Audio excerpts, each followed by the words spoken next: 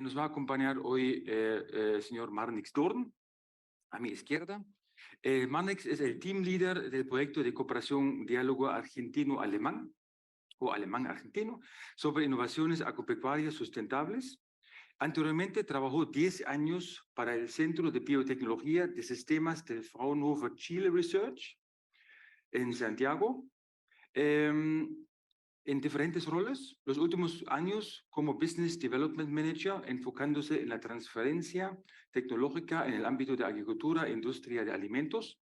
Es ingeniero agrónomo de la Universidad de Ciencias Aplicadas Laurentine y Master of Science in Business Administration, especializándose en relaciones sociedad-empresa del Erasmus University de los Países Bajos.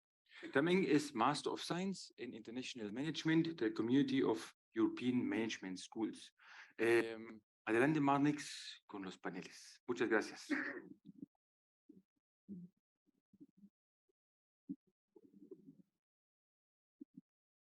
Muchas gracias, Sven. Bueno, vamos a tratar de mantenerlo dinámico para que queden despiertos. Yo creo que tuvimos una mañana con muchísima información. Vamos a procesarlo. Yo creo que fueron muy buenos argumentos que también nos van a ayudar en nuestro panel de esta tarde.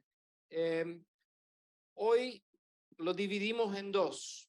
Hablamos de bioinsumos, elegimos de hablar de bioestimulantes y de bioplaguicidas, y por su éxito de mercado, sus características de desarrollo, determinamos que lo vamos a separar para poder enfocarnos y más al fondo. Entonces, para nuestro panel esta tarde, quiero invitar a la doctora Sofía Schulze, profesora titular de la microbiología de la Universidad Nacional de Río Cuarto, investigador titular de CONICET y director del Instituto de Investigación de Micología, Micotoxología, ahora vamos en las palabras más difíciles, de la Universidad Nacional de Río Cuarto, por favor.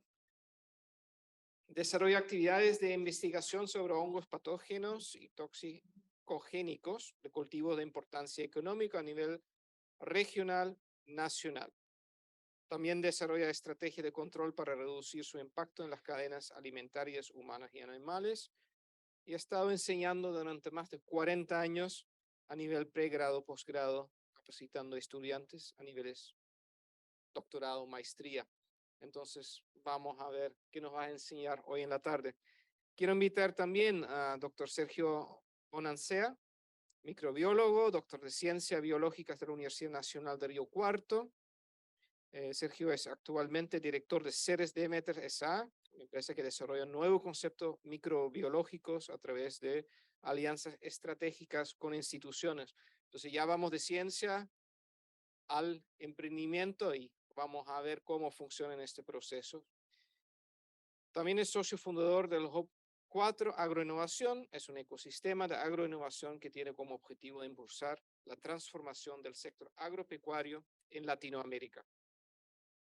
Por último, quiero invitar a doctor Marco Noguera, graduado en agronomía de la Universidad Estatal de Sao Paulo, Paulista Julio de Mesquita, filo de... ¿Por qué me hicieron esto? Un neerlandés que tiene que pronunciar todo eso, ¿ya? De Shati Cabal, ¿no? Máster, gracias. Máster y doctor en suelos y nutrición vegetal en la Escuela Superior de Agricultura en Piracicaba. No, ni siquiera dice esto, dice Sao Paulo, es el peor. Son algunos kilómetros al lado. Colaboración en un programa con la Universidad de Tübingen en Alemania. Tübingen, este sí sabe pronunciar. Vamos mejorando. Y científico visitante en la Universidad Estatal de Carolina del Norte en los Estados Unidos. Actualmente investigador de Embrapa, Soya y secretario ejecutivo de la cartera de insumos biológicos de Embrapa. Actúa como asesor de programas posgrado en microbiología y agronomía en la Universidad Estadual de Londrina. Sus principales líneas de investigación: bioindicadores de calidad del suelo, fijación biológica de nitrógeno y tolerancia a la sequía. Bueno, bioestimulantes, siendo yo el economista del panel, si revisamos el escenario que nos enfrentamos, vemos que en 2018 tuvimos un mercado mundial de bioestimulantes de 2.500 millones a nivel mundial. Y este año ya logramos con un 12% de crecimiento en general, estimado por Frost & Sullivan en su foresight, a 2025 a unos 5.000 millones. ¿Qué nos explica? Hablamos de bioeconomía. Bueno, economía hay, porque demanda hay un crecimiento independiente de los temas de sistemas que hablamos hoy en la mañana. Ahora sí, detrás de este mercado, si pensamos en la estrategia Farm to Fork de la Comisión Europea, las metas que nos han puesto a 2030 de hacer esta transformación biológica, nos quedan desafíos. Entonces, con este crecimiento de mercado, realmente llegamos a los objetivos que tenemos, cuando al mismo momento, el mismo Frost & Sullivan en su foresight de hace 2 años dicen, pero hay un mercado que crece, pero falta conocimiento en campo, y a veces también la ciencia en su contexto tampoco no está. Entonces, dicho esto, partimos el panel y tenemos una presentación. Marco, tú tienes una presentación, entonces doy la palabra a Marco para que nos da algunas palabras de inducción respecto a el contexto de dónde vienes. Por favor, adelante.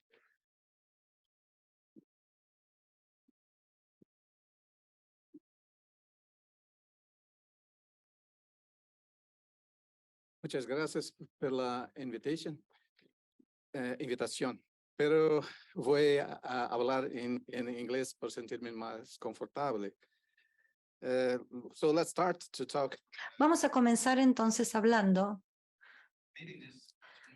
de esta reunión esta tarde. Yo voy a dar un panorama general del uso de lo que son los bioinsumos en Brasil y cuáles son nuestras expectativas y nuestra realidad más que las expectativas. Quiero mostrarles acá en esta presentación todo eso. Vamos a ir directamente a lo que tenemos que hablar. Es el caso más exitoso del uso de bioinsumos en agricultura en todo el mundo. Es la inoculación de la soja con Bradyrsobium. Ustedes pueden ver en amarillo. Bueno, vamos a empezar con el verde, que es el área de soja en Brasil desde los 70 hasta el 2021. Estamos hablando de 40 millones de hectáreas. Y en rojo vemos lo que es el rinde de la soja. Ustedes pueden ver la inclinación, la curva que vemos acá. ¿Cómo crece? Esto tiene que ver con la tecnología. Recientemente hemos visto una gran cantidad de uso de inoculadores en las bacterias que tienen que ver con la fijación de nitrógeno en nuestros sistemas de producción. Cada vez más inoculación se está usando y no es el único motivo, pero sí tiene una alta correlación con el rinde en la producción. Ustedes pueden ver acá que en las últimas 3 temporadas, 3 campañas, hemos visto la adopción de la tecnología en más de un 80% en el sistema de producción de soja en el país. Los productores utilizan entonces cada vez más inoculación para la fijación de nitrógeno.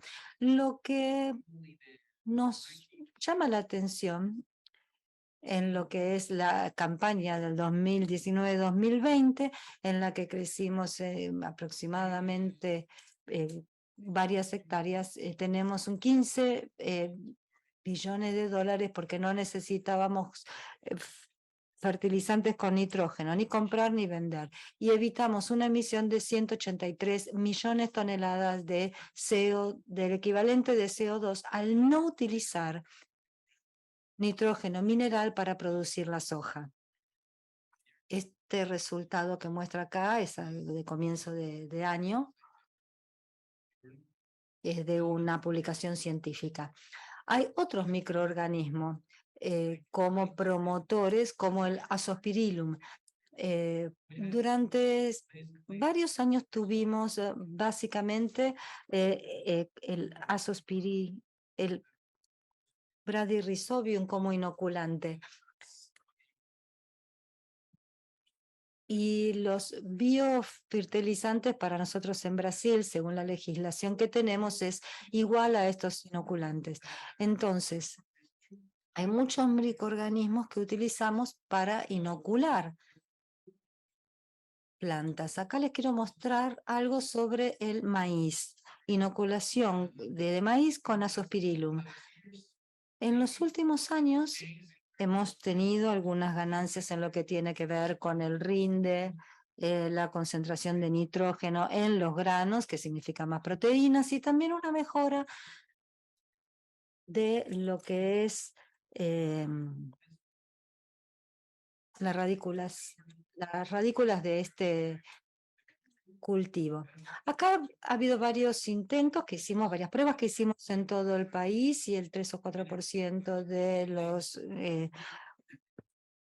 del maíz utilizan entonces Azospirillum como inoculante para mejorar entonces la eficiencia en el uso del nitrógeno. Pero esto redunda en lo que son ahorros para los productores, entre $15,3 por hectárea y 236 kilogramos de equivalente de CO2 que no se emiten.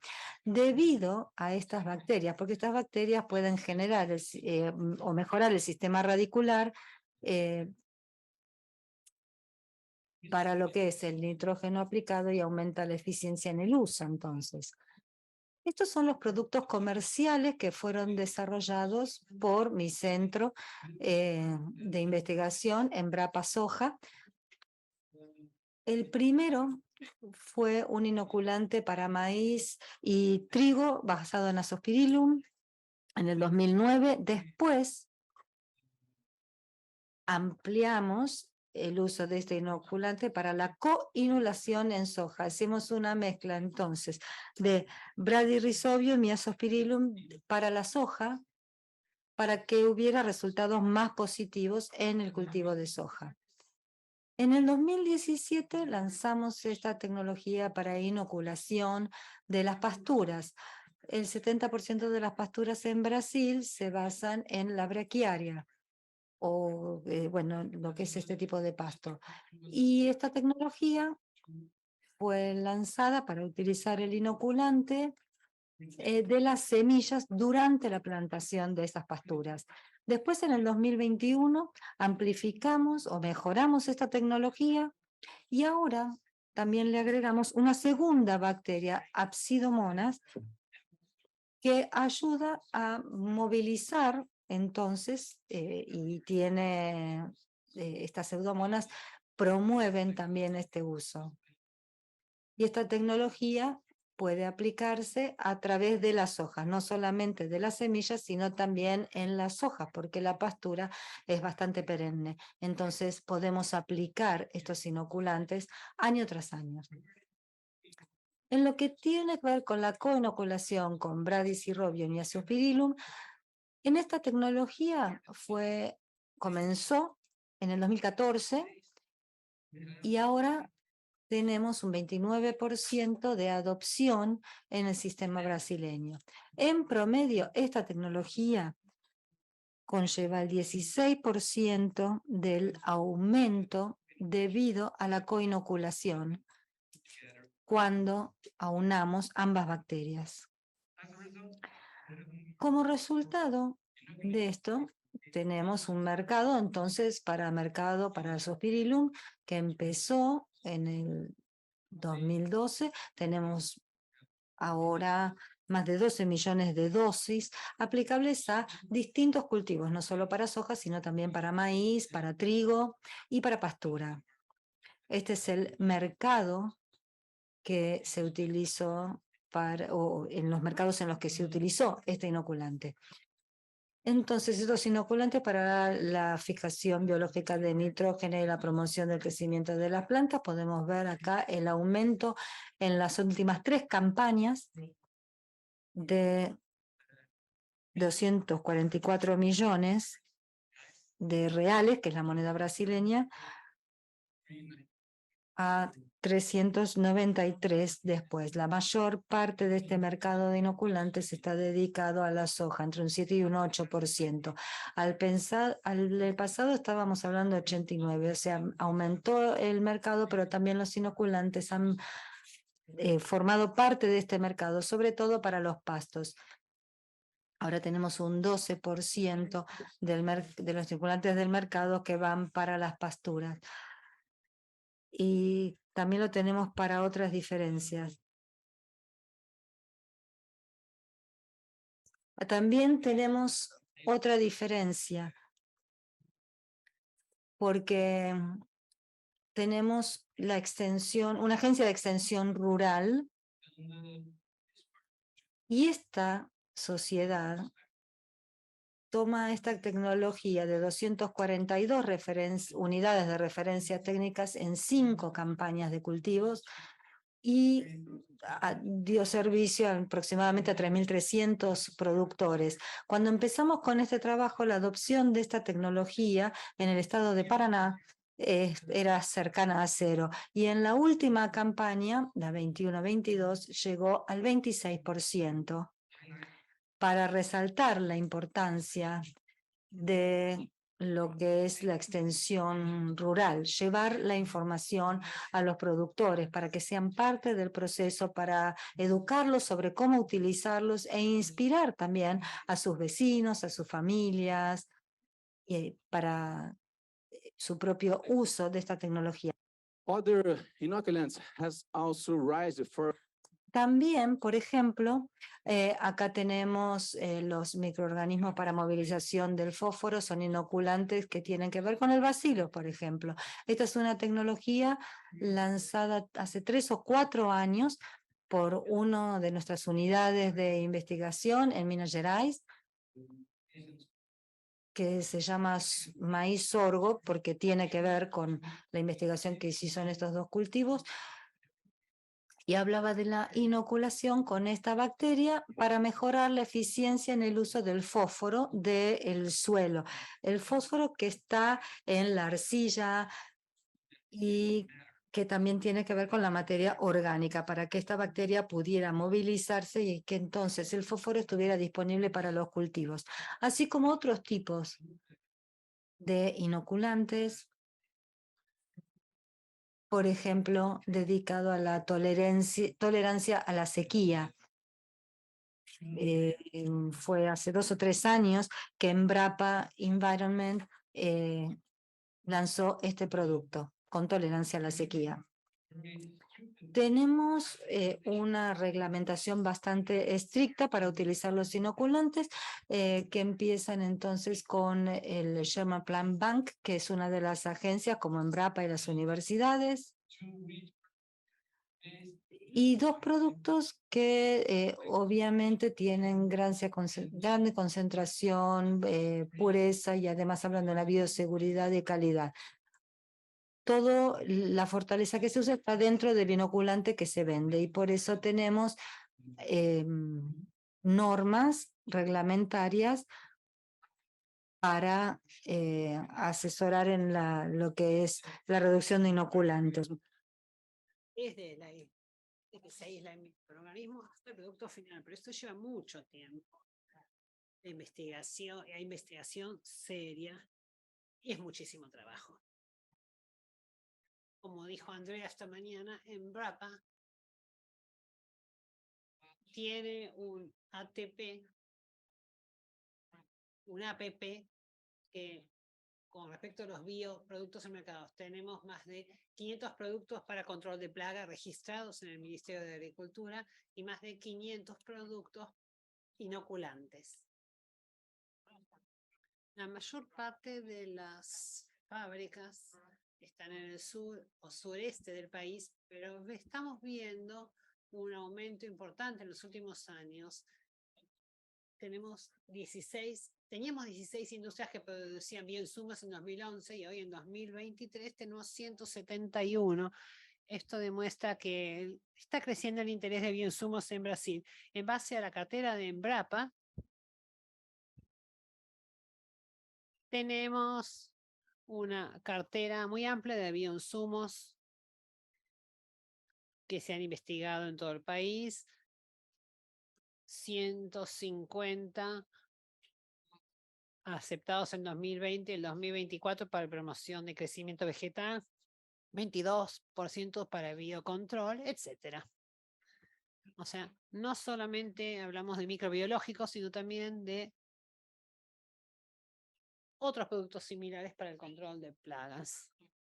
Entonces, la participación de las startups, de las nuevas empresas en este mercado de la agricultura, le llamamos AgTech. El 35% de estas nuevas empresas de AgTech se ocupan de los bioinsumos en el país. Esto es una descripción general. Muchas gracias por la oportunidad de dirigirme a ustedes y con mucho gusto voy a responder las preguntas que tengan. Muchas gracias por su presentación. De qué está pasando en Brasil, Sofía. Cuéntanos cómo, en caso de Argentina tenemos el R de Research y tenemos también el D de Desarrollo. Partimos contigo, Sofía, en Research, en investigación. ¿Dónde está Argentina en este sentido? Can I speak, can I speak in Spanish or in English? I will speak in English in order that everyone can understand me. Voy a hablar en inglés para que todos me... Argentina, desde el punto de vista del nuevo paradigma de biocontrol, control integral de plagas, estamos avanzando en la dirección correcta.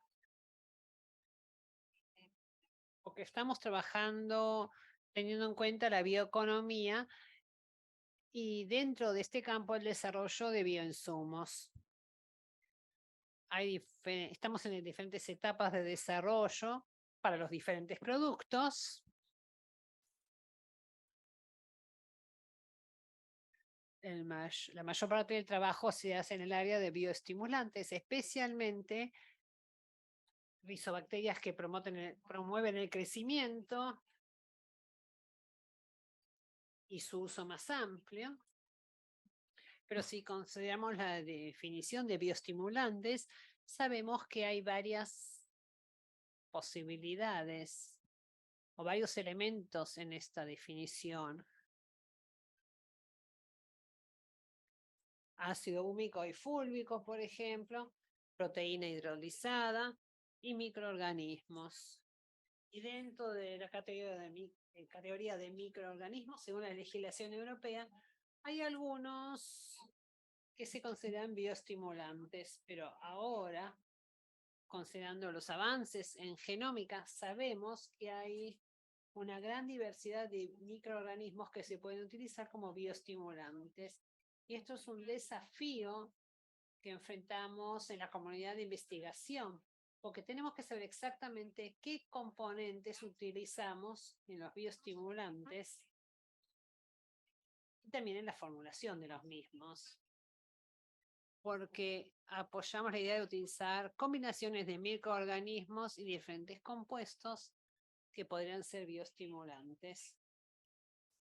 Un aspecto a tener en cuenta cuando hablamos de bioestimulantes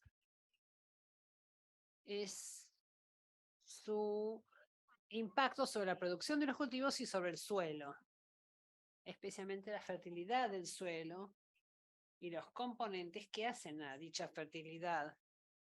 Debemos tomar en cuenta la biodiversidad del suelo, su composición química y también su estructura física.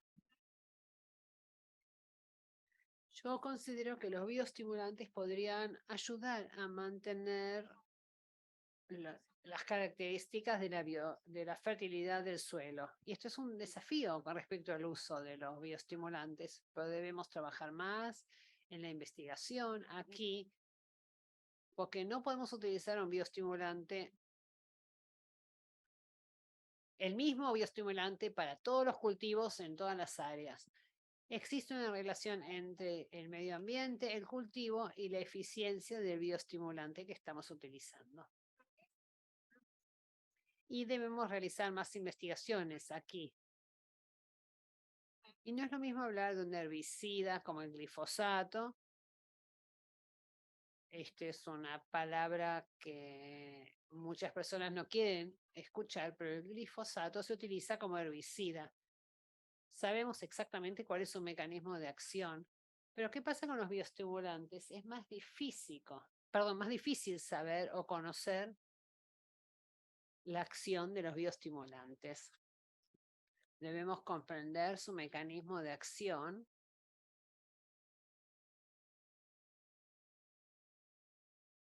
no es solamente el modo de acción, es más complejo porque hablamos de la interacción entre el bioestimulante y la planta y el cultivo. Vemos diferentes señales en las plantas y los diferentes cultivos responden de diferentes maneras al mismo bioestimulante. Por eso digo que necesitamos más investigación y desarrollo aquí para obtener mejores resultados y ganar experiencia. Perdón, Sofía, creo que Sergio podría decir algo aquí. Que traduce y genera los productos. Hay una sensación de la ciencia. ¿Hay suficiente ciencia que puedes traducir, dices tú, como traductor de ciencia en productos, ¿no? ¿Existe o dices, vamos a llegar a 2030 con suficientes herramientas para realmente cumplir las metas, por ejemplo, para reducir con 50% fertilizantes químicos? Bueno, yo voy a hablar en español, o sea, no soy buen traductor en definitiva. Em, Primero, muy bueno, Marcos, el resumen, espectacular. Nosotros, por lo menos de la parte nuestra, de la empresa nuestra, nos dedicamos a estar escauteando constantemente lo que es la ciencia, qué nuevos desarrollos o qué nuevos productos o nuevas pruebas de concepto están bueno, en un estadio bastante avanzado en lo que es el estado del arte. Sí detectamos que hay una gran tendencia hoy en donde la mayoría de las investigaciones científicas estén directamente relacionadas a lo que es la parte aplicada, pero en consonancia con lo que decía Sofía, consideramos también un poco que la ciencia básica también da un buen fundamento y un buen sustento a lo que va a ser a futuro una ciencia aplicada. Entonces, a veces conocer también estos diferentes intrincados mecanismos que tienen los microorganismos con el entorno y no solamente con la planta, obviamente que es fundamental y por eso consideramos también que es importante mantener ese nivel de científicos que estén valorando o investigando o trabajando sobre esos niveles. En el siguiente escalón, donde ya la ciencia aplicada logra tener algunos resultados, si bien es cierto, y esto lo digo sin menospreciar lo que la investigación científica logra, muchas veces a las empresas, o lo que estás planteando vos frente a un objetivo de frente, buscamos lograr el objetivo final, ¿no? Que es realmente encontrar el efecto deseado, y por ahí a veces los mecanismos o la ciencia un poco más específica es como que se deja un poco más de lado. Entonces, ¿en qué sentido lo digo? En que las empresas tratamos de adoptar esa tecnología sabiendo que el sustento científico, como lo decías recién, muchas veces lleva desde la aislación de un microorganismo a tener un producto que realmente esté validado y que pueda testear una tecnología que reemplace un químico o que reemplace algún otro tipo de metodología, puede llevar a casi más de 10 años o 15 años desde su aislación. Entonces, en esa tendencia, creo que sí hay mucha ciencia avanzada, creo que se va a lograr, no creo que vaya a ser el del todo nada, creo que va a haber una transición y vamos a ver un proceso de transición. De hecho, hoy me sorprendió lo que Brasil mostró en números, lo que viene avanzando en la adopción de esta tecnología. En Argentina nosotros vemos que si bien se viene adoptando la tecnología de bioinsumos, está un poco más reticente, más que todo por el uso del farmer, del productor agropecuario. A veces es necesario demostrarle a ellos o a los productores, soy productor agropecuario inclusive, entonces a veces es necesario demostrar que realmente este cambio de forma de usar la agricultura con nuevos organismos, con nuevos formatos de cultivar, mucho más sostenible, realmente ejerce los mismos beneficios, ¿no? Porque para un productor agropecuario hoy cambiar un fertilizante como lo venía usando y de repente usar otro producto en una sola campaña y encontrar el mismo resultado, si a un productor le va mal en esa prueba, en ese testeo, es capaz que tiene un problema económico muy grande. Perfecto, entonces hay una necesidad de bajar riesgo Exacto. en el sistema. Mira, un tema que estuvo en preparación a este panel hablando, tenemos todo este metas, lo vimos en la mañana, la doctora Birner lo presentó también en números, ¿no? Tenemos que hacer cambios. Entonces, es muy impresionante que ha hecho Brasil, los números. Una pregunta, o sea, 2 en 1 a cada uno de ustedes. Si vemos realmente este bioestimulante 100% pueden reemplazar fertilizantes químicos, ¿es real? ¿Y en qué plazo? Y subsiguiente, ¿qué es el alcance de este bioestimulantes? Porque claro, genera, al final estamos hablando de microbiología, seres vivos en un contexto que es Brasil, pero lo podemos, ustedes, ¿se puede traducir a Argentina o qué hace Argentina se puede traducir a Alemania? ¿Podemos meter este microorganismos de un lado del mundo al otro? ¿O son bioeconomías locales que se habló en la mañana también, ¿no? ¿Cómo generas economías contextualizadas en la realidad con sus indicadores y su entendimiento? Entonces, podemos reemplazar todo y ese es traducible como glifosato, todo el mundo lo mismo. May I start, Brett? Well, Voy a darles un ejemplo. Bueno, depende del sistema y del cultivo, de los nutrientes.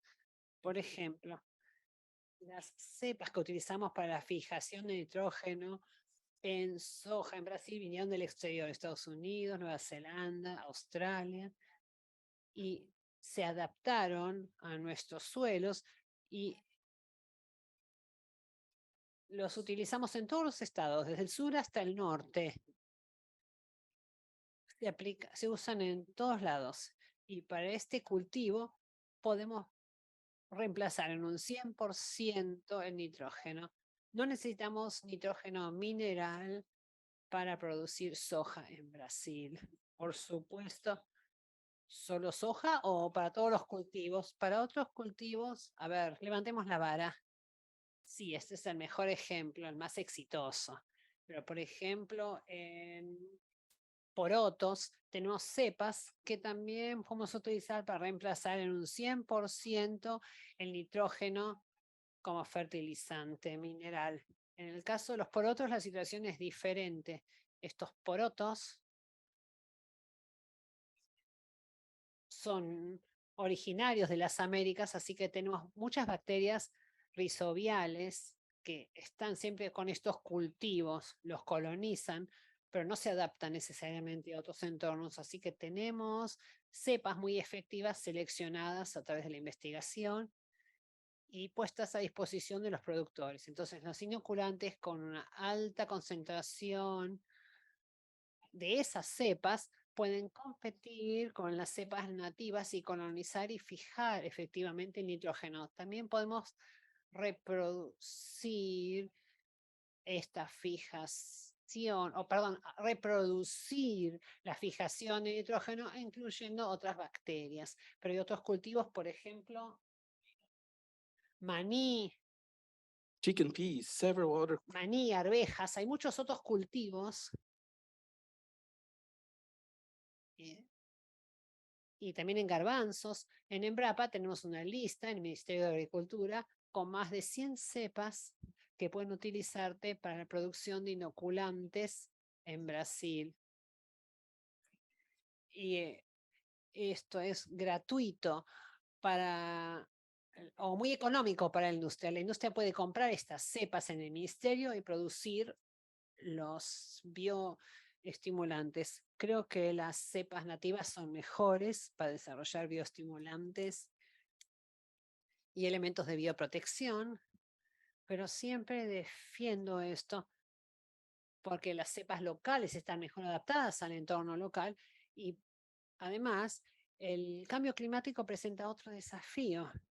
Porque otro aspecto que debemos tener en cuenta es la capacidad de las cepas de superar los problemas que presenta el cambio climático, por ejemplo, altas temperaturas, altas concentraciones de CO2.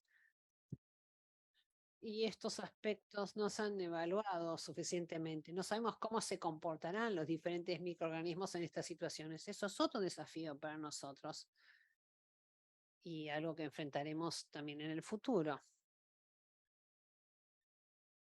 Y con las rizobacterias es más sencillo utilizar cepas de diferentes lugares, pero cuando hablamos de ciertos hongos, microrrizas, cada área tiene una microbiota específica y es importante utilizar cepas nativas que estén mejor adaptadas a la zona en la que estamos trabajando. Esa es mi opinión.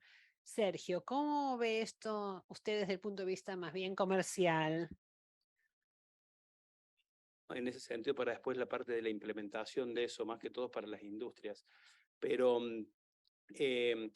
yo considero que el reemplazo del 100% hoy de los fertilizantes, si bien en algún punto se podría tratar de lograr, no creo que sea algo a corto plazo, principalmente, capaz que entrando, bueno, nosotros hoy, gracias a que evolucionó, mejor dicho, el ecosistema, ya no somos más agtech, somos biotech, que es un poco, hacemos la distinción para diferenciarnos un poco de lo que son las tecnologías por ahí, que son más de las tecnologías de la parte digital, ¿no? Pero, o de otro tipo de tecnología robótica. Entonces, las biotech creo que hoy tienen un gran desafío, los científicos y las biotech, en buscar esto, pero evidentemente muchos de estos microorganismos, salvo Rhizobium, que puede fijar nitrógeno, no se conocen otros, o pseudomonas que pueden lograr solubilizar fósforo, mejorar la solubilización, pero no hay, por lo menos, hay que testear si podemos, a través de la biotecnología, poder hacer, por ejemplo, yo siempre digo, un inoculante para el maíz, ¿no? Más allá que hoy está el inoculante en forma foliar y que dice que va a reemplazar en ciertos aspectos el nitrógeno, todavía no deja de ser 100% eficiente. Entonces yo no puedo reemplazar hoy la urea para sembrar maíz.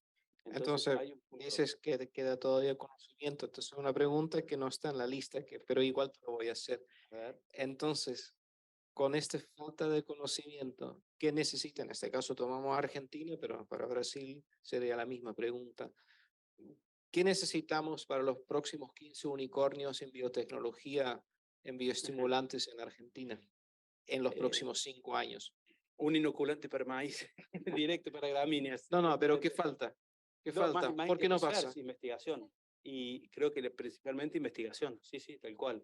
Creo que la investigación de base, y es donde muchas veces nosotros creemos que es donde está el éxito de todo esto, ¿no? Porque es muy raro, de nuevo, que una empresa privada pueda aportar lo que en este caso en el Estado, a nivel mundial, ¿no? Aporta a la investigación. O sea, una empresa tiene que investigar y normalmente ese proceso es tras un rédito económico en el corto, mediano plazo.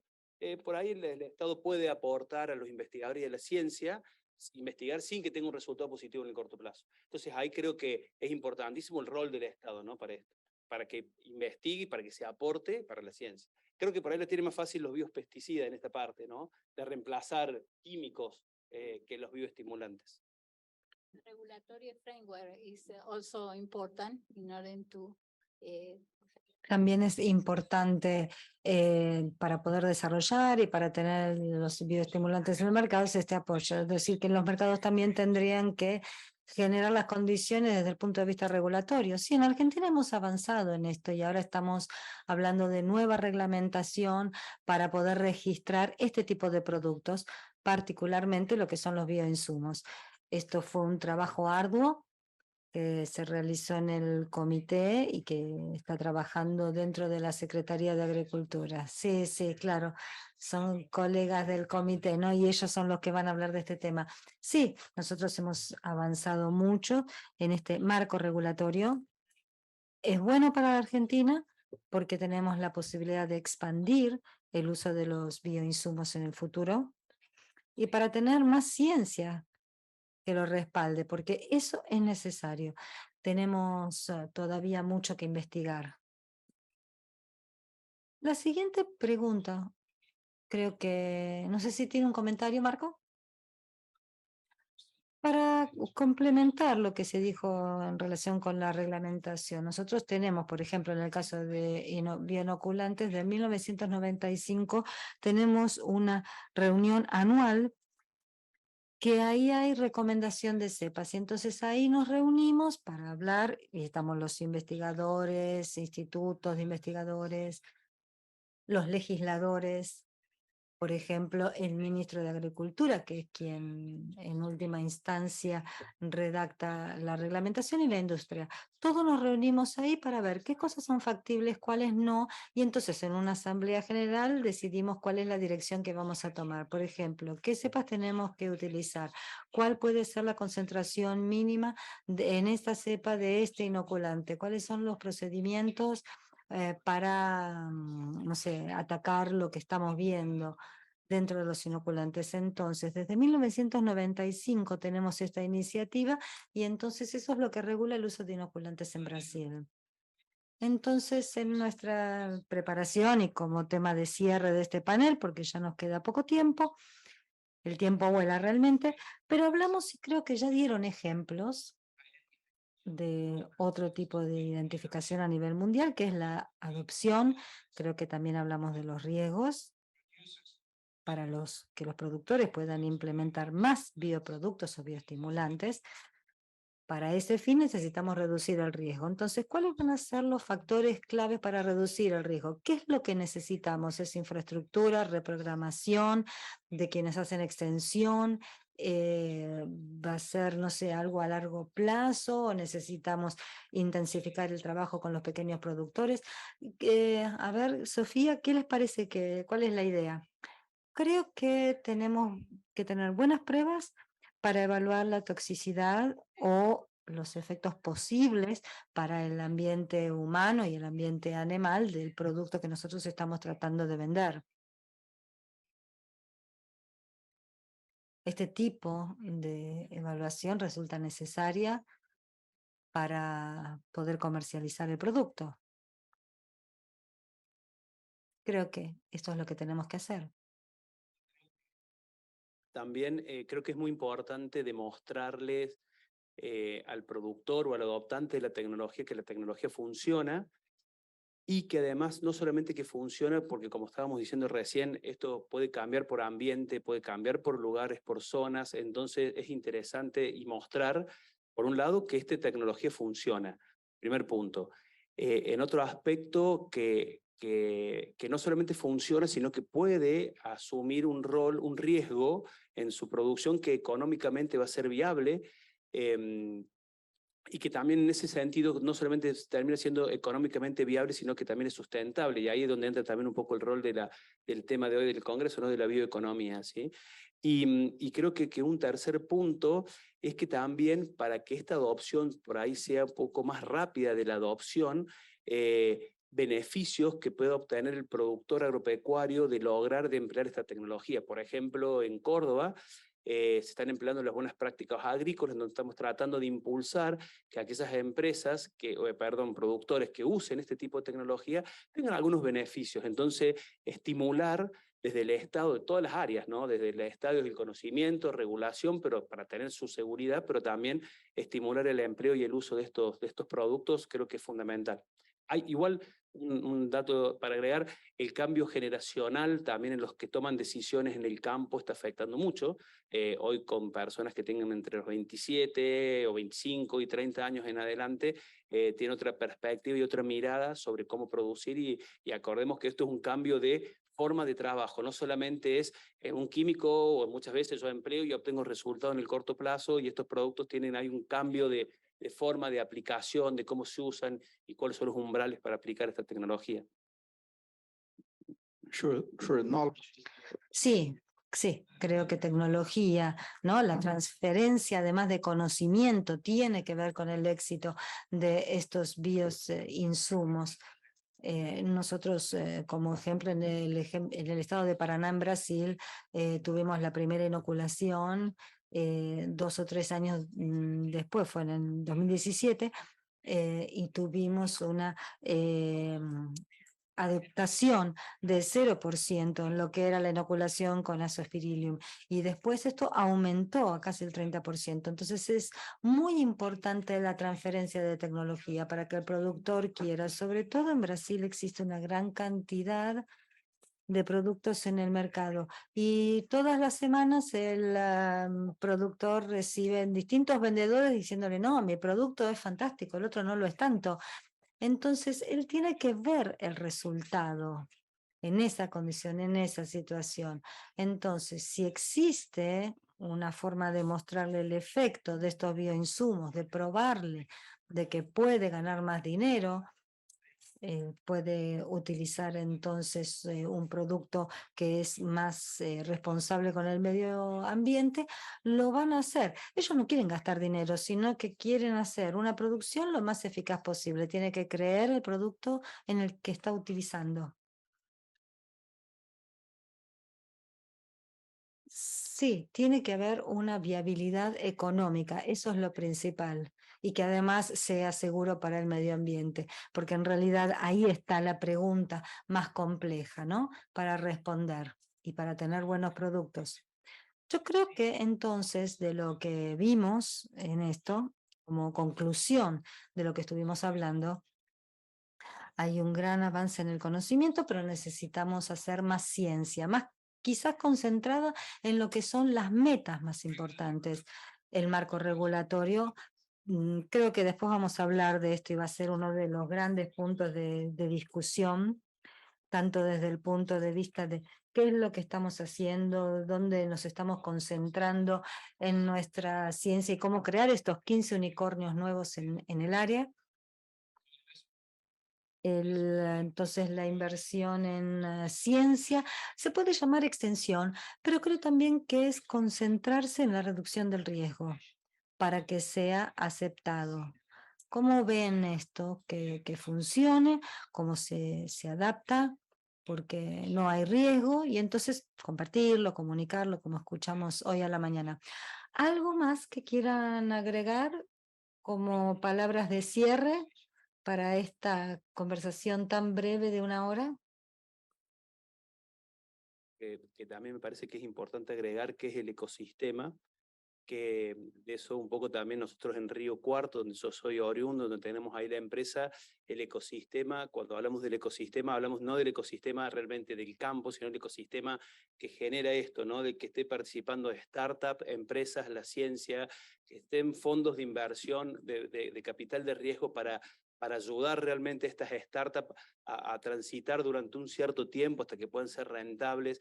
Creo que todo ese ecosistema favorece mucho esa adopción. Creo que, de hecho, conozco el ecosistema de Brasil y ha generado un buen ecosistema en Brasil en donde permite que las AgTech o las Biotech logren atravesar todo este proceso y lograr llegar con mayor bioinsumos o por lo menos mayor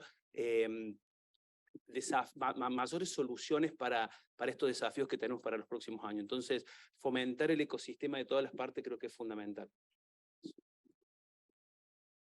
I think we have Creo que tenemos una gran producción, una gran posibilidad para la producción y la aceptación de los bioinsumos, no solo en Brasil y América Latina, porque hemos visto cómo ha mejorado el uso de estos bioinsumos y yo diría que crecen un 10% por año en todo el mundo.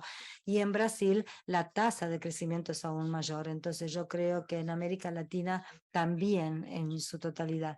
Es por eso que tenemos la oportunidad de que el productor entre en contacto con estos productos para aprender cómo usarlos y que crea en los resultados, que los adopte aún más. Creo que no respondí una pregunta. ¿Es posible reemplazar 100% todos los fertilizantes? No necesariamente. No creo, por ejemplo, en el caso de la soja de nitrógeno sí, pero no en el caso del fósforo, porque si nosotros exportamos año tras año, bueno, de algún lugar tiene que venir. Podemos mejorar la eficiencia del uso, claro que sí. Pero nosotros estamos haciendo una cosecha, estamos exportando nitrógeno, lo podemos traer de la atmósfera, pero bueno, No todo, para todas las plantas, las legumbres pueden ser un caso, pero sí podemos mejorar la eficiencia en el uso. Hoy a la mañana también escuché que los bioinsumos no vienen a reemplazar en forma total todos los productos químicos, pero sí tenemos que trabajar en conjunto con estos productos químicos. Cuando sea necesario, vamos a utilizar químicos y cuando es posible, vamos a utilizar los biológicos. Creo que, por supuesto, hay algunas situaciones en las que podemos utilizarlo en 100%, pero no en todas las condiciones, no en todas las situaciones esto resulta posible. Tenemos algunas posibilidades para todos.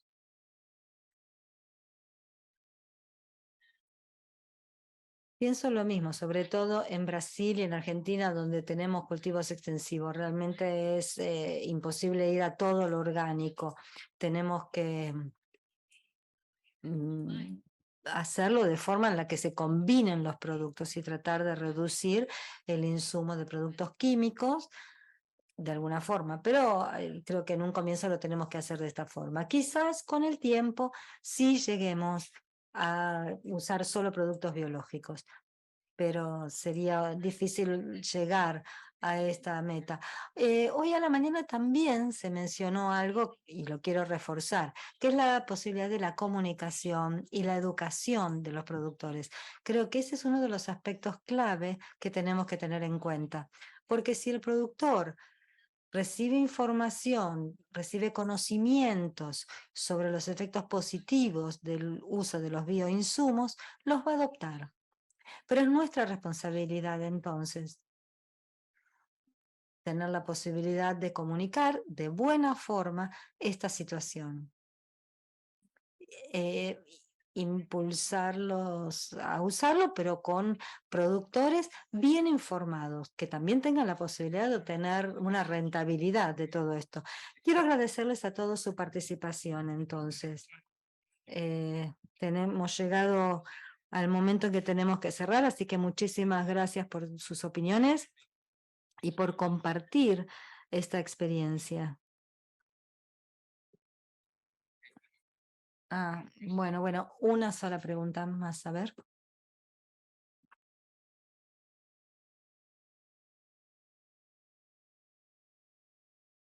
Está buscando. Lo voy a leer. We think we're 4.0, but No, pensamos que éramos 4.0, pero no, todavía no. Marco, cuando comenta que los fertilizantes químicos pueden reemplazarse con bioestimulantes, dio ejemplos de leguminosas. ¿Cómo se imagina el escenario para cereales? Yes, as I told before, Como dije anteriormente, para los cereales, según el nivel de conocimiento que tenemos hoy en día, podemos mejorar la eficiencia del uso. Hay una mezcla de cultivos, por ejemplo, legumbres para la fijación de nitrógeno y después las pasturas utilizando el residuo del nitrógeno. Por ejemplo, nosotros hacemos crecer soja, la inoculamos y tenemos unos 50 kilogramos nitrógeno que va para la maleza o para lo que puede ser el maíz que viene después. Para otros podemos utilizar también para mejorar la eficiencia, y lo hemos visto en las pseudomonas o el azospirillum, para fósforo también. Sí, también como bioestimulantes de las plantas, del crecimiento radicular. Y de esta manera se mejora la eficiencia del uso de los fertilizantes desde el punto de vista del suelo o de los nutrientes que vienen del fertilizante. Entonces, incluso en algunos casos podemos reducir la cantidad de fertilizantes que utilizamos. ¿Alguna otra pregunta, Sven?